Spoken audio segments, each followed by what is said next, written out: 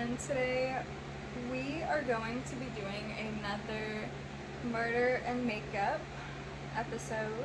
I know it's been a while. I've been trying to figure out who I wanted to cover and how I wanted to go about this video, because I think I wanted to shift a little more into a victim focus, because I don't like necessarily just sitting here talking about the killers. That's not really why I'm doing this, you know. I want to humanize the victims a little more, so I wanted to kind of change things up. But unfortunately, the case that we are covering today is a little different. It does include some minors, and therefore I was not able to find all of the information that I wanted to. Also, if you're new here, hi, hello, welcome. We discussed true crime topics, serial killers. This one is, I believe, one of the first videos that is not a serial killer, but is more true crime. So if you like makeup, if you like murder, true crime, you're certainly in the right place. Now, I personally like the psychology behind, you know, why they commit their crimes and stuff like that, but unfortunately that is not always something that is discussed in the trial or discussed enough that you can, you know, include it in the video. But anyway, without further ado, today we are going to be talking about Lori Vallow. So I did kind of want to cover a few cases from Arizona, and then I'm thinking, you know, maybe California next. I'm not really sure exactly the order that I'm going to be doing these state by state, you know, videos, but it's a work in progress. We'll figure something out. So this story follows Lori Vallow and her children, JJ Vallow and Tylee Ryan. Tylee Ashlyn Ryan, which I think is such a pretty name, was born on September 24th, 2002. Joshua Jackson, or JJ Vallow, was born May 22nd, 2012. They were from Chandler, Arizona, and disappeared in September 2019, when Tylee would have been 16 and JJ only 7. So like I said, I did try to find more information on the kids' lives, but being minors, they tend to keep that stuff from the court and from the media. So in 2006, Lori married a businessman by the name of Charles Vallow. He would be her 4th husband. They were happily married according to their friends. They were raising Lori's daughter, Tylee Ryan, together. In 2014, Lori, Charles, Tylee, and Colby, Lori's son from a different marriage, moved to Kauai, Hawaii, and adopted JJ Vallow, the grandson of Charles' sister. JJ had autism, and Lori was said to be patient and an ideal mother for him. In 2017, the family moved back to Arizona. During this time, Lori started reading Chad Daybell's Doomsday books, and her behavior starts to change. Her relationship with her children changed as well. In April 2018, Lori's 3rd husband, Joseph Ryan, died of a heart attack. I know this may seem suspicious due to the other deaths in this case. However, they did an investigation after and did conclude Joseph died of natural causes. In October 2018, Lori and Chad Daybell meet in person at a religious conference in Utah. They began doing religious podcasts together, and friends said the two had a connection. Chad was also married and had 5 children at home. During this time, friends reported hearing the pair discuss zombies, and Lori began to refer to her husband Charles as a demon. This is where the problem seemed to start getting worse for Charles and Lori. In February of 2019, Charles Vallow files for divorce, stating that he feared for his life as well as his kids' lives. Prior to this, Charles reported to police that Lori threatened to kill him and that she believed she was a god preparing for a second coming. Charles pled with authorities for mental health intervention for Lori, but she was deemed competent at that time. In July 2019, that same year, Charles went to the Chandler home where Lori was living with the children. He was supposed to take JJ to school, but when he entered the house, Lori's brother Alex Cox shot Charles. Alex claimed that Lori and Charles got into an argument and he shot Charles in self-defense as he tried to attack him with a bat. Lori and Tylee, who had heard the shot that killed Charles, also claimed it was self-defense. An important note here is that during police interviews with Lori, she was smiling as she recounts what went down. Another important note is that Alex did not perform CPR and waited 43 minutes before calling the police after the altercation took place. They left Charles there to die, which is absolutely horrible. Everything else aside, that's your husband, the person you are raising your children with. It takes a cold, cold heart to just leave him there like that. In September, only a few months later, Lori, her kids, and Alex moved to Rexburg, Idaho, to be closer to Chad Daybell. September 8th, the family goes to visit Yellowstone National Park, where they would take pictures together. This is the last time Tylee is seen alive. A friend recounted that Lori had started referring to Tylee as a zombie at this point. So basically, once Lori had discovered Chad Daybell in his doomsday books, everything went downhill. It's heartbreaking that she decided to take her own children and family's lives away due to her doomsday beliefs. September 8th, the morning after Tylee disappeared, investigators claimed that Alex's phone pinged him in Chad Daybell's backyard. He was on the property for at least 2 hours. About 14 minutes after leaving the property, Chad texted his wife, Tammy Daybell, "I spotted a big raccoon along the fence. I hurried and got my gun, and he was still walking along.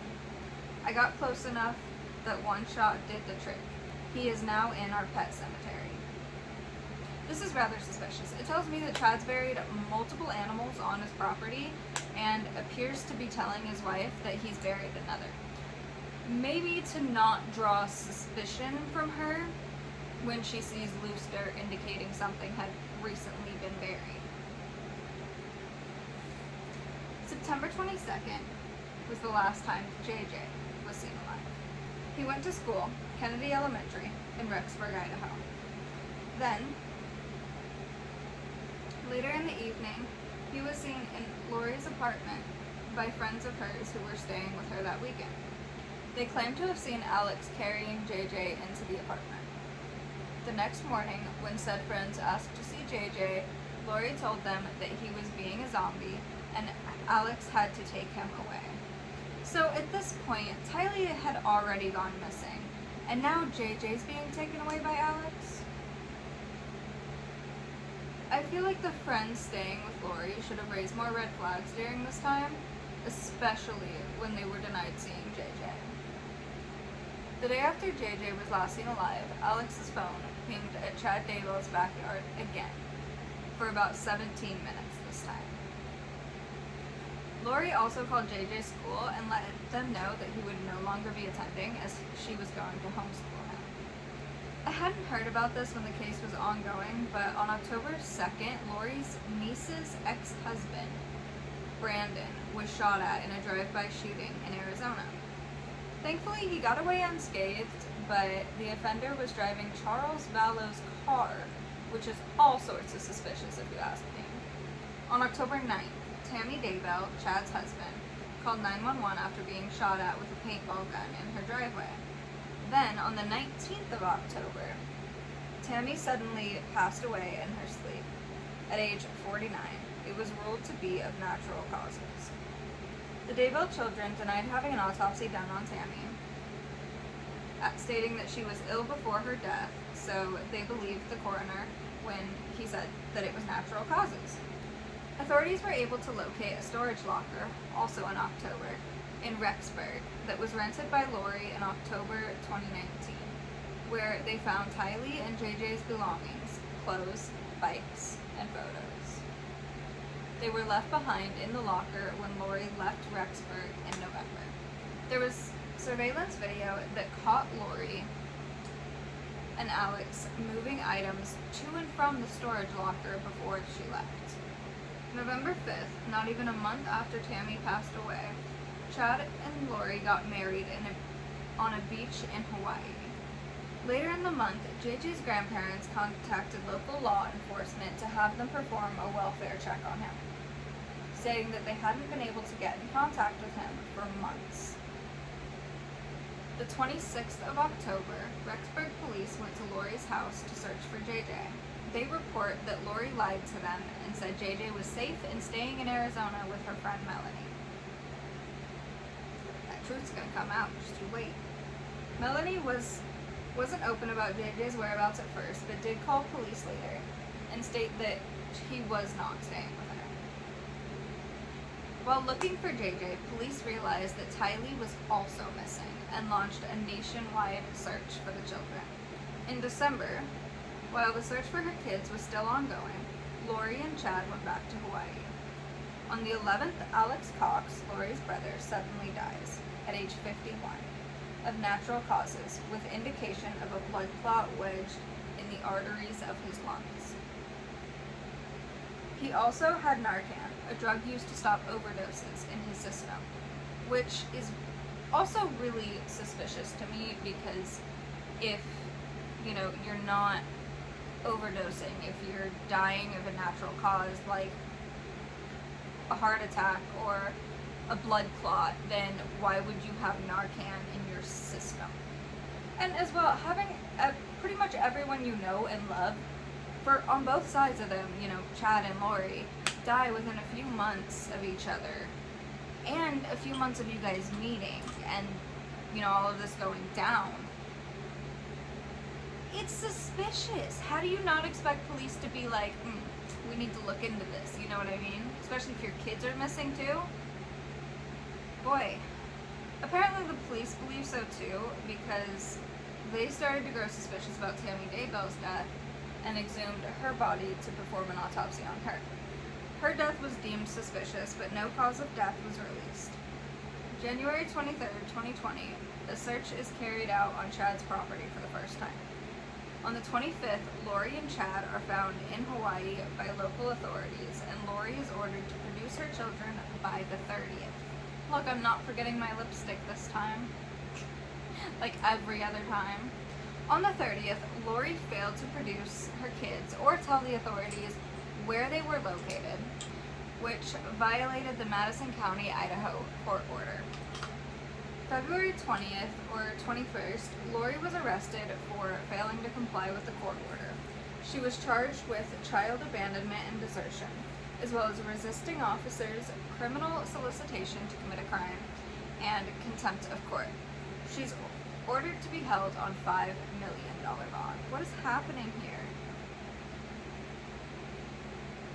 It's gonna have to go. 2 weeks later, she was extradited to Idaho. An ABC News journalist confronted Chad asking if the children were safe, and he refused to answer.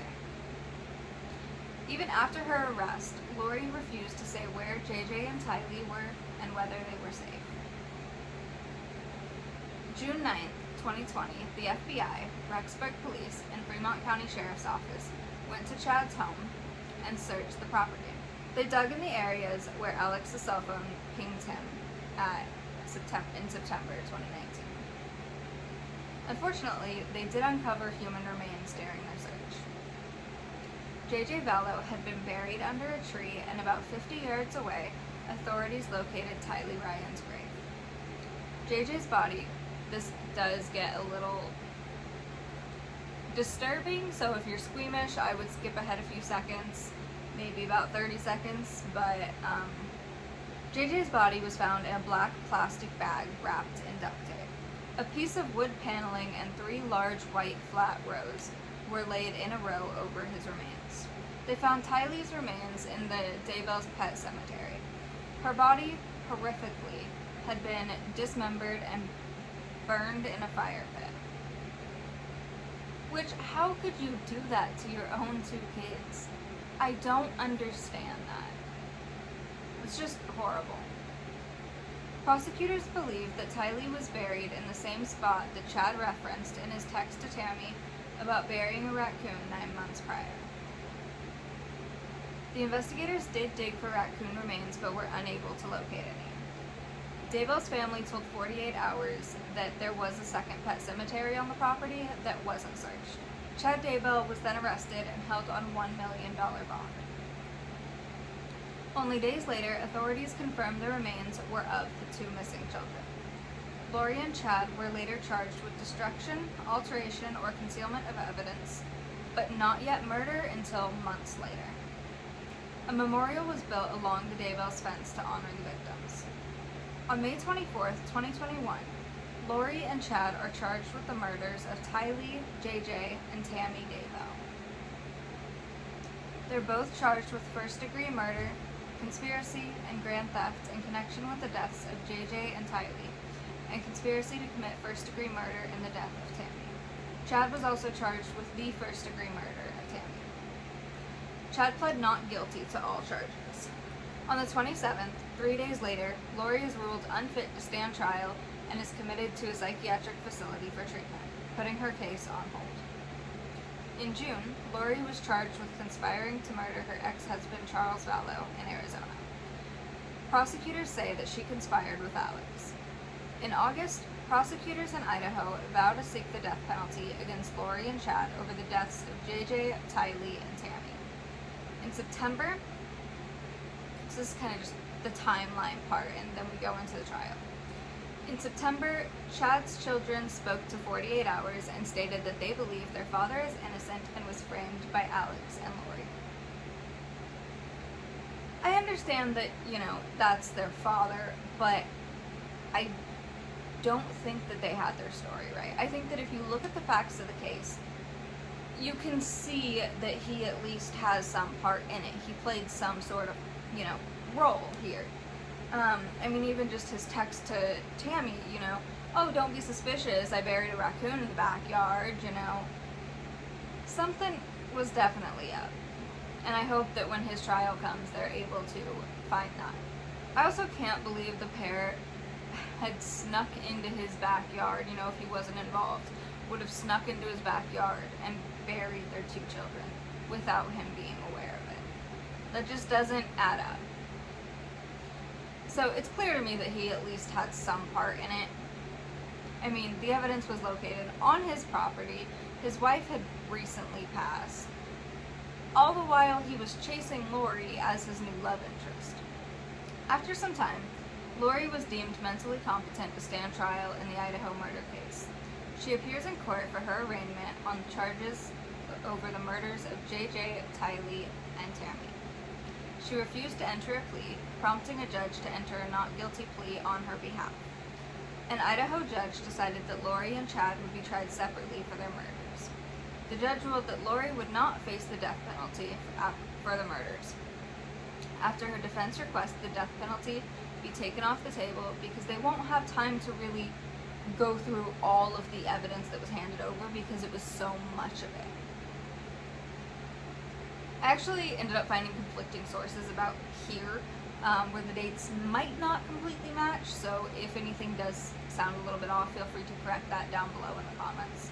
So Lori's attorney asked a judge to send the case back to a grand jury because the conspiracy charges are oddly constructed and could confuse the jury. In April 2023, Lori's trial began, and in early May, the jury set out for deliberation. Opening arguments at her trial stated that Lori used money, power, and sex to get what she wanted. So basically, she was manipulating the entire thing.